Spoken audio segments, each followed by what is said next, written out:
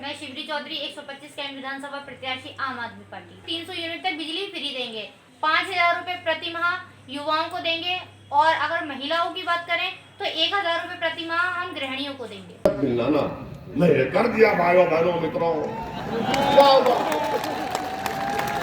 जो निकम्मा 3 बार ट्रिपल तलाक बोलता था और उसको छोड़कर भाग रहा है, छोड़कर भाग रहा है, डिजर्शन कहते उसको छोड़कर भाग रहा है, देख लो आप। और फिर ये कानून में क्या है, वो हमारी बहन कोर्ट में जाकर उसको प्रूफ करना पड़ेगा कि इसने 3 मर्तबा कहा। अब उसकी ताईद में कौन आएगा? वो निकम्मे का बाप आएगा, उसका ससुरा आएगा, कौन आएगा? जिंदगी बर्बाद कर दी मुस्लिम महिलाओं की एक गलत कानून बनाकर। मगर बोलते हैं मैं मदद कर रहा हूं। अरे प्रधानमंत्री, एक जुमला बोल देते आप उस कर्नाटका की बच्चियों के बारे में कि बच्चियों पढ़ो, चाहे निकाब पहनो या मत पहनो, मगर पढ़ो, देश को आगे बढ़ाओ, देश को ताकतवर बनाओ। मगर प्रधानमंत्री खामोश बैठे हैं और प्रधानमंत्री के चेले और उनके तंजीम के लोग अचानक शाल पहन के आ जाते हैं। प्यारे, ये शाल की फैक्ट्री तुम्हारे पास अचानक कहां से खुल गई थी?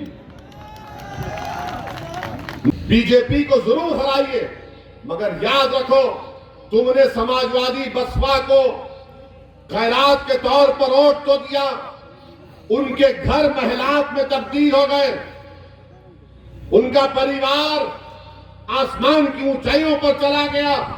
क्या तुमको नजर नहीं आता कि तुम उसी झोपड़ी में हो, उसी टूटे घर में हो, उसी किराए के घर में हो?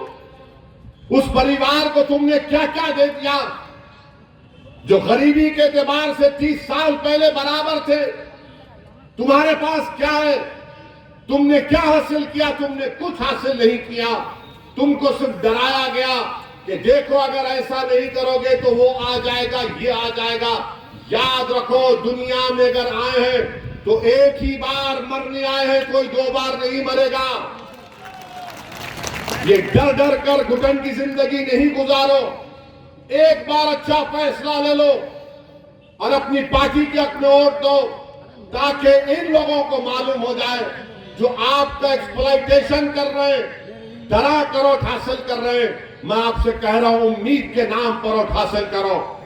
और जिन लोग जो ताकतें, जो साजिशें कर हम पर गोलियां चलाएं, मैं उनसे भी कह रहा हूं, मैं मौत से नहीं डरता।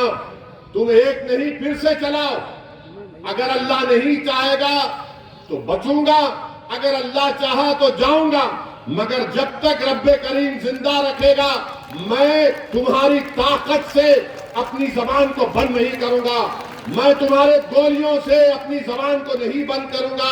मैं सच्चाई को बयान करता आया हूं अल्हम्दुलिल्लाह, और सच्चाई को बयान करता रहूंगा।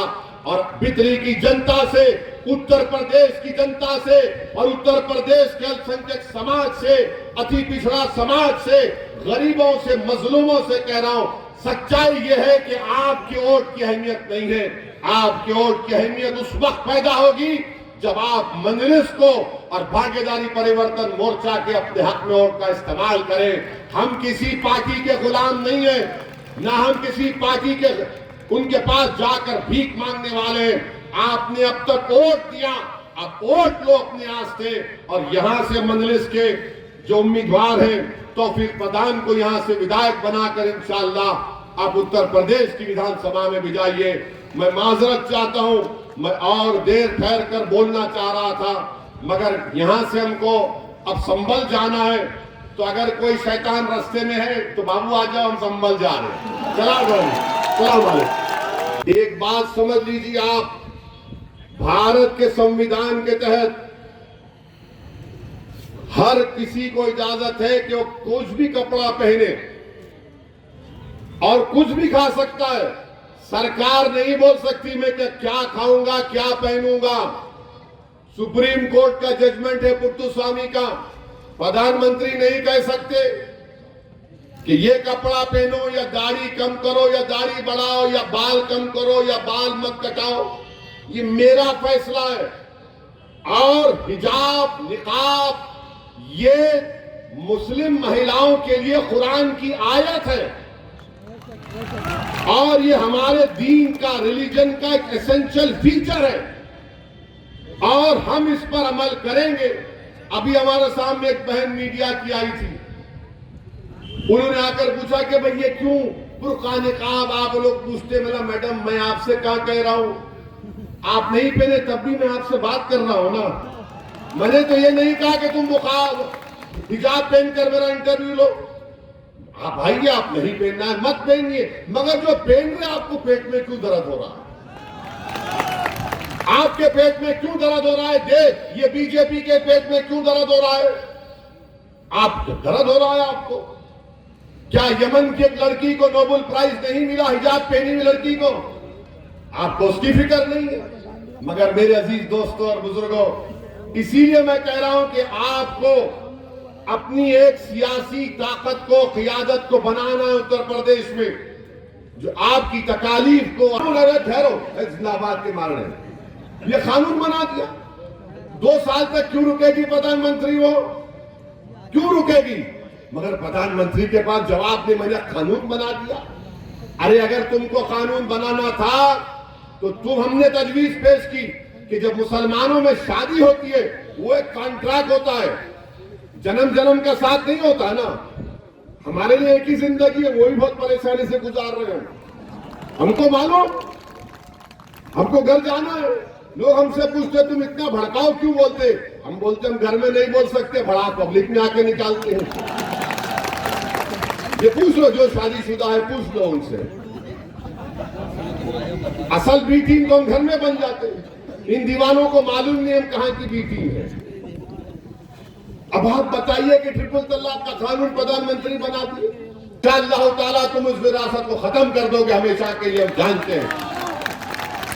तुम्हारा वो दावा छोड़ो MY, अब खाली तुम वाई करते रहो, हम तुमको बाय बाय करके जा चुका है इंशाअल्लाह ताला।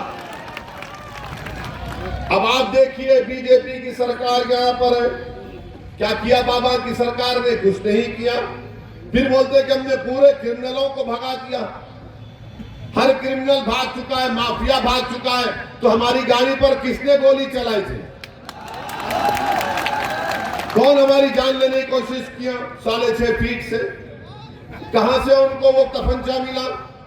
मोदी जी भी बोले कि पूरे माफिया जेल को चले गए। मोदी जी ये जेल को क्यों नहीं गए थे?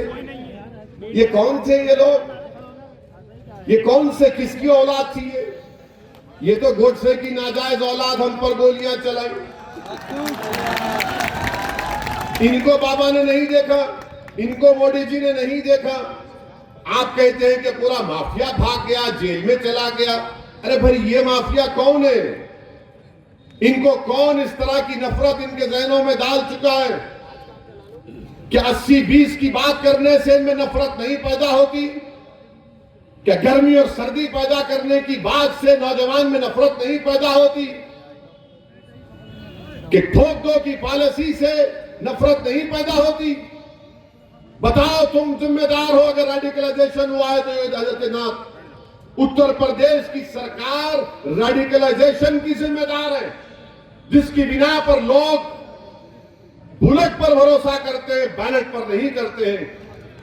इस मोहब्बत अगर होती तो आप पार्लियामेंट में अपनी 2 स्पीच हुई राज्यसभा लोकसभा में, आप जो कर्नाटका में बीजेपी की सरकार है, आप उन बच्चियों के बारे में कहती कि बेटियों पढ़ो, चाहे निकाब पहनो या हिजाब पहनो, मगर तुम पढ़ो, पढ़कर काबिल बनो, देश का नाम रोशन करो। मगर प्रधानमंत्री बोलते मैं ट्रिपल तलाक का कानून लाया।